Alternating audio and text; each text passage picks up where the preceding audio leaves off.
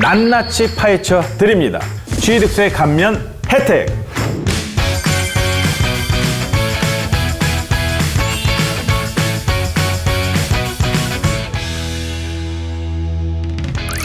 새는 돈을 잡아라. 안녕하세요. 세무사 김종필입니다.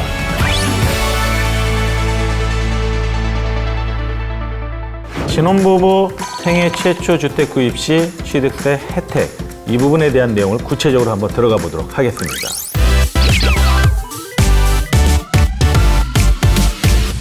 감면 대상 같은 경우에는 여러 가지 요건이 있는데요. 예를 들어서 첫 번째로 신혼부부 요건입니다.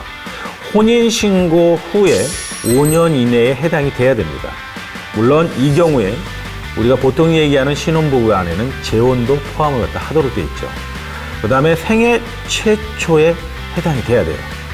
주민등록부상 세대원 전원을 기준으로 해서 전체가 주택을 소유한 적이 없어야 됩니다.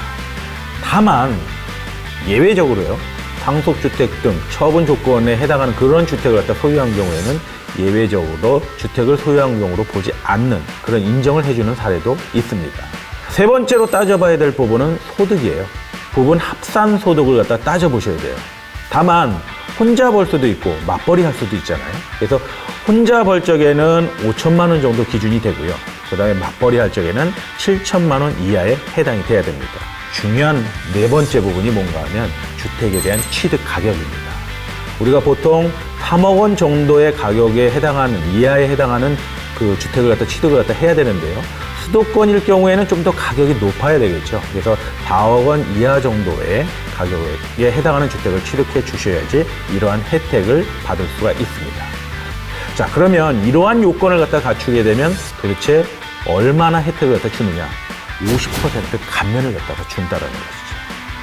이게 올해까지 사실은 진행이 되도록 돼 있었어요. 그래서 종료가 돼야 되는데 아무래도 연장이 될 것 같습니다. 그래서 2020년 12월 말까지 연장하는 안이 입법 예고가 됐고요. 따라서 이 부분은 통과 여부를 지켜보셔야 될 것 같습니다.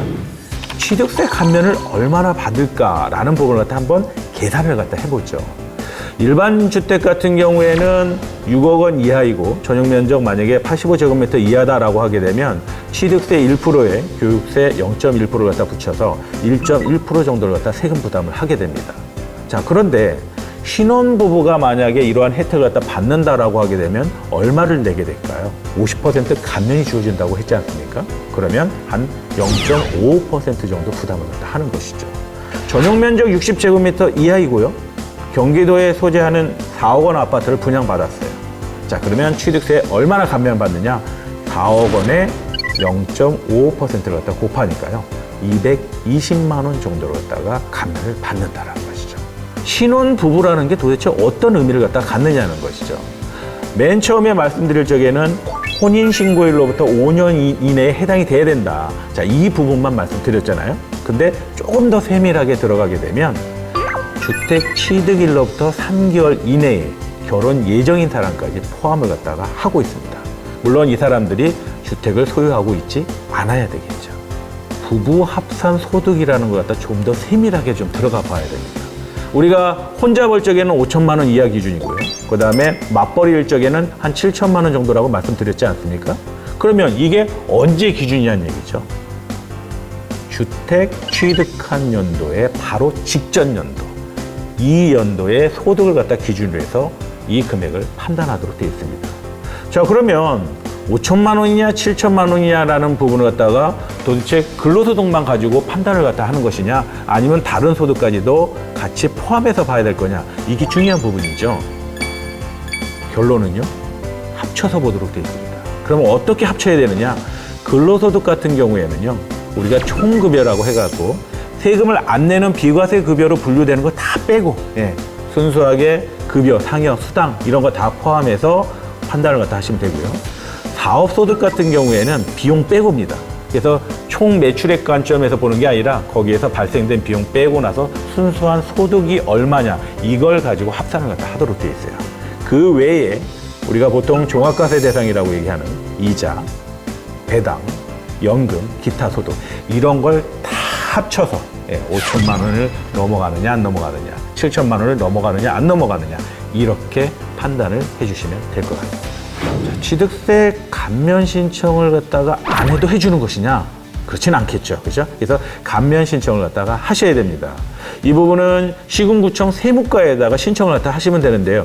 언제까지 신청을 갖다가 하셔야 되느냐? 취득일로부터 60일 이내에 신고를 갖다가 하시면 되는 거죠. 이때 서류를 첨부를 갖다 하셔야 되겠죠. 그렇죠?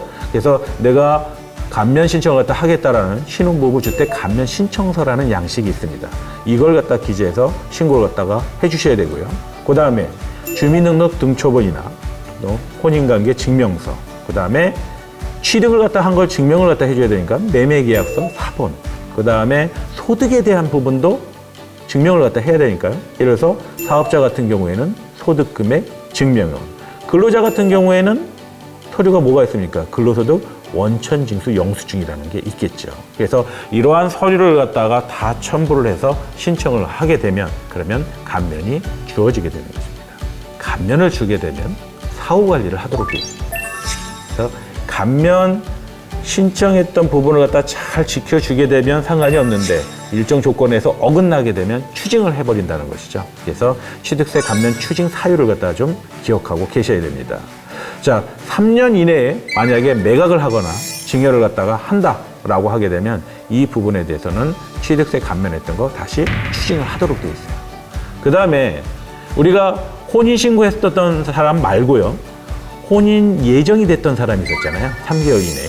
이분 같은 경우에는 만약에 중간에 혼인을 안 해버리면 어떻게 될 거냐, 이런 문제도 있지 않습니까? 그래서 혼인을 갖다가 했으면 상관은 없는데 만약에 3개월 이내에 이런 혼인신고로 들어가지 않았다라고 하게 되면 문제가 발생하는 거죠.